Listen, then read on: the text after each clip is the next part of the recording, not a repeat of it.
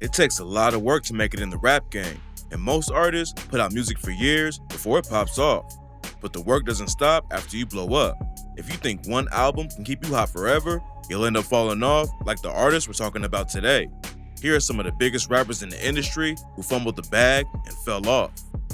Lil Tecca blew up out of nowhere back in 2019 with the massive hit Ransom. He had been dropping music for a couple of years, but Ransom racked up over 1 billion plays on Spotify and immediately put him on the map. A couple months later, Tecca dropped his debut mixtape, We Love You Tecca, which hit number 4 on the Billboard 200. He reached the top of the industry in no time, but his wave didn't last long. Tecca dropped a few singles through 2020, then his debut album in September. Critics hated the record, and it only had around half of the first week's sales that We Love You Tecca racked up. Tecca wasn't happy with the project either, and he told GQ, "I hate that whole shit." Last year, he came back with the sequel to his debut mixtape, but it didn't live up to the hype he built in 2019.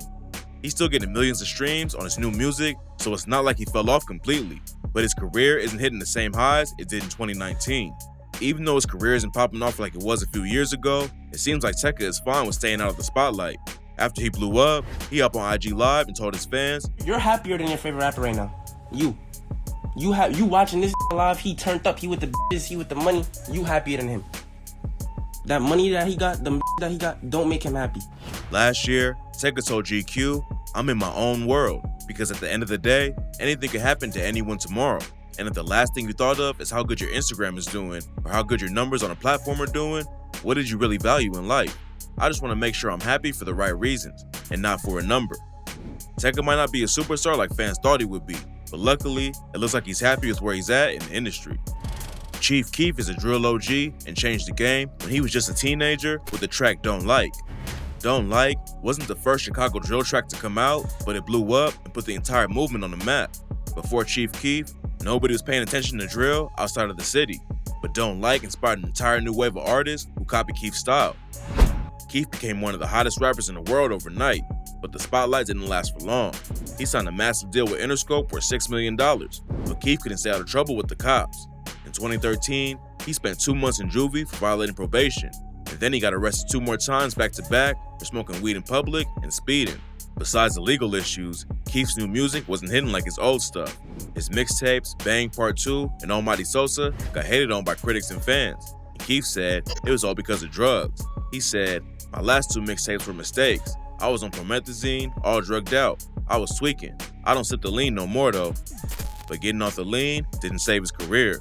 Sosa has dropped over 40 projects over the years, but nothing hit like his early music.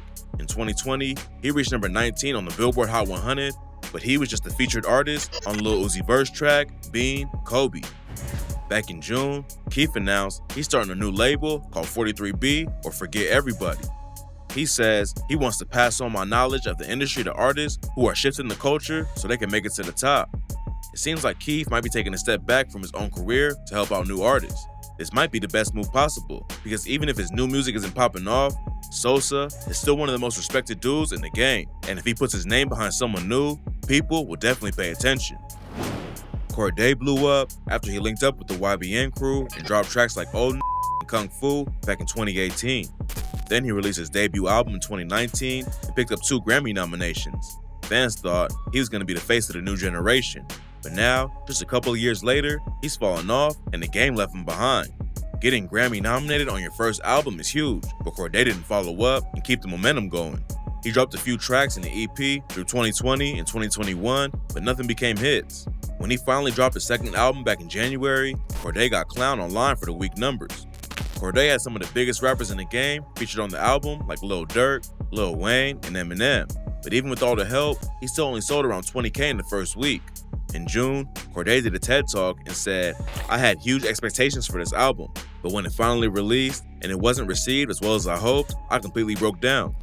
But even if his solo career fell off, Cordae is trying to level up and become a label boss. He started high-level productions and has 100% control over it, and he wants to help new artists make it in the game without getting taken advantage of. Cordae and the rest of the YBN crew had a lot of issues with labels and shady management, and he wants to help rappers avoid getting into that kind of situation. Falling off isn't usually a good thing, but if Cordae builds up a solid label and puts other artists on the map, he could have an even bigger impact on the rap game than if he was just working on his own career. The Game was one of the biggest rappers in the 2000s. He had 2 albums debut at #1 on the Billboard 200, got a couple Grammy nominations, and was linked up with 50 Cent. But staying at the top isn't easy, and over the years, Game slowly fell off. In July, he hit a new low when his latest album flopped and became the worst-selling project of his career. People clown Game like crazy for falling off, but he says the weak sales don't bother him. He told No Jumper, "I choose to be real and to be authentic with my fans and my family over financial status. That shit don't ever f with me because you gotta understand where it's coming from. You got somebody that's at the bottom of their grandparents' house in the comments saying you fell off. Like, who the f are you to be able to hate on my music, hate on me, or my career?" Game says he doesn't care about the attention, but also got trolled for trying to beef with Eminem. The Game put out a 10-minute long diss track at M and didn't even get a response. A battle rapper named Pat Stay even called him out about it and said, "I gotta say, as a fan, it's been hard to watch you desperately begging for Eminem's attention, trying to battle him." Back in the day, Game was popping off like crazy, but now he's so desperate for attention and recently went viral after paying a woman to eat out of a trash can in the mall to buy her some Balenciagas. Yeah, I like Balenciaga. Over the way some heels, what did you Anything. do? Anything? Yes, anything. Alright, so you gotta dig in the trash can. First thing you find food-wise, you just gotta eat. Okay.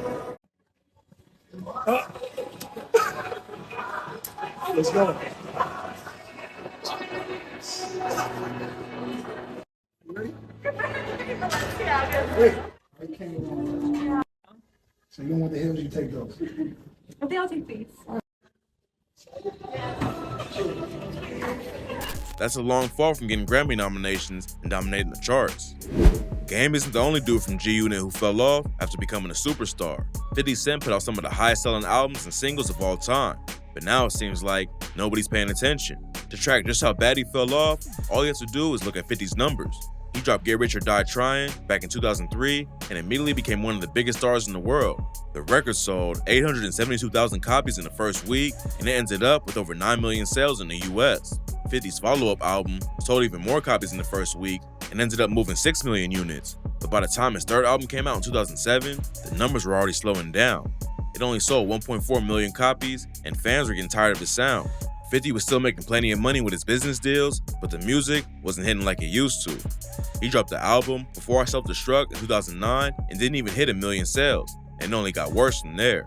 50 took a few years off to focus on other projects, and when he came back with the record Animal Ambition in 2014, it was clear that his music career was dead. The album only sold 124K total and got dragged by critics and people online. 50 is still getting acting roles and working on business projects, but his rap career was done a long time ago. He hasn't dropped a mixtape or album since 2015, and he's only put out 6 singles in the last 5 years. 50 had a massive impact on the rap game back in the 2000s, but the music fell off at a crazy pace, and now he might as well be retired.